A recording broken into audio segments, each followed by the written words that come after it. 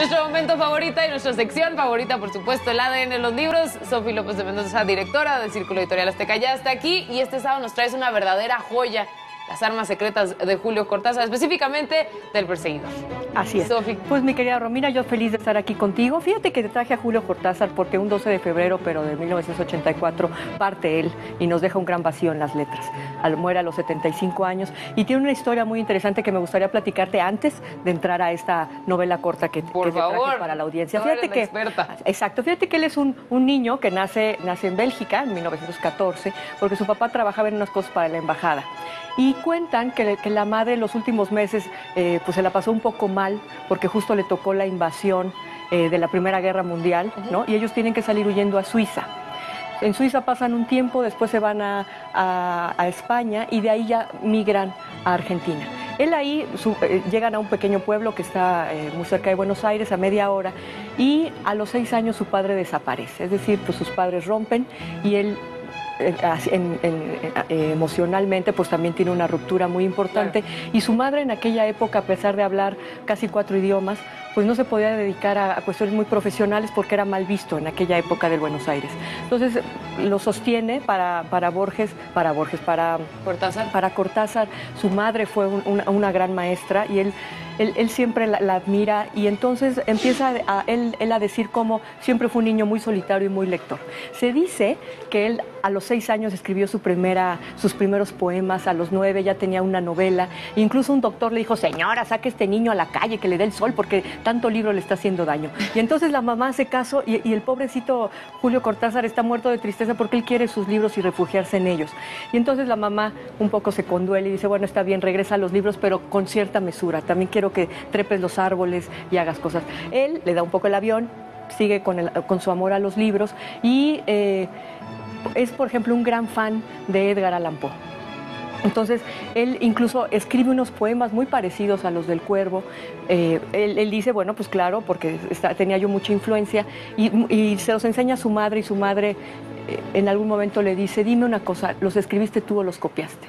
Y entonces otro golpe para él dolorosísimo. Claro. Entonces ya el del padre ausente, el de la madre que era su todo y que de repente duda de él. Que no confía en su éxito. Y entonces, exacto. Y entonces él empieza ahí él dice que tiene esos 2 dolores que lo llevan por el camino de las letras y se refugia en los libros. Después termina estudiando para ser maestro como de escuela, y como escritor no es que tenga una formación formal, porque él no termina la universidad. Está un rato y se sale y se dedica a seguir dando clase, pero su mente es prodigiosa. Entonces, por ejemplo, ya cuando es él un adulto, lo llegan a conocer Vargas Llosa, García Márquez, Carlos Fuentes, y los 3 dicen: no puede ser con este hombre. Este hombre vive entre la ficción y la realidad y tiene una mente espectacular. Entonces, la importancia de Julio Cortázar es que él fue un gran disruptor en la lengua, ¿no? Tú recuerdas que, por ejemplo, tiene un libro que se llama Rayuela, que uno puede leer como uno quiera, ¿no? ¿Sí? Es decir, se salta uno el capitulado y nos van saliendo las novelas que nosotros queramos, porque esa era la capacidad mental que tenía este autor. Y entonces, bueno, yo te traje ahora esta compilación de cuentos que tiene adentro una pequeña novela que se llama El Perseguidor. Te lo traje porque quizás es una forma accesible de entrar a Cortázar, que para muchos no es fácil. Justo por esto, era una mente tan prodigiosa, inventaba palabras, podías leer sus libros de adelante para atrás. Entonces es un poco complicado, es muy juguetón, pero es complicado, es como una lectura muy fina. Entonces lo que hicimos fue traer El Perseguidor, que es una novela corta que está aquí adentro, que narra la vida de un jazzista, ¿no? en Francia, que es un hombre sumamente prodigioso en lo que hace, que es tocar el saxofón, ¿no? En la cosa esta, pero pues está metido en alcohol y las drogas y se está derruyendo.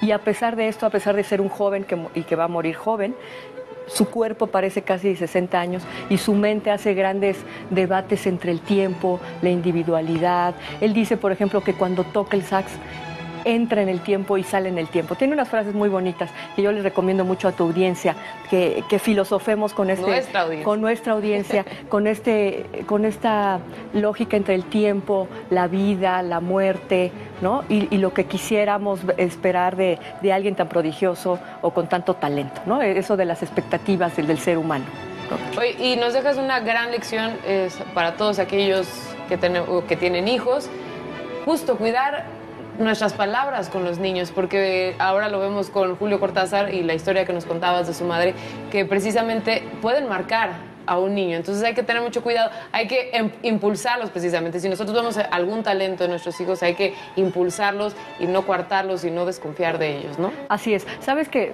a veces hasta las propias madres no queremos como enceguecernos en el amor. Exacto. Y por eso la madre de repente duda de que su hijo efectivamente esté escribiendo. Pero sí, la verdad es que tuvo un genio de hijo, un genio que hablaba más de 4 idiomas a la perfección, donde el francés lo estudió de manera autodidacta y a pesar de eso fue traductor para la UNESCO. O sea era un nivel de mente brillante, ¿no? Y que es interesantísimo acercarnos a ese tipo de mentes a través de sus obras. Me queda Romina, y pues sí, que tener como esta conciencia con nuestros hijos y sobre todo enseñarles a leer a Cortázar. Muchísimas gracias, Sofi. Muchas gracias, mi querida Romina. Y pues bueno, vamos a conmemorar la partida del gran Cortázar leyéndolo. Oye, quiero que nos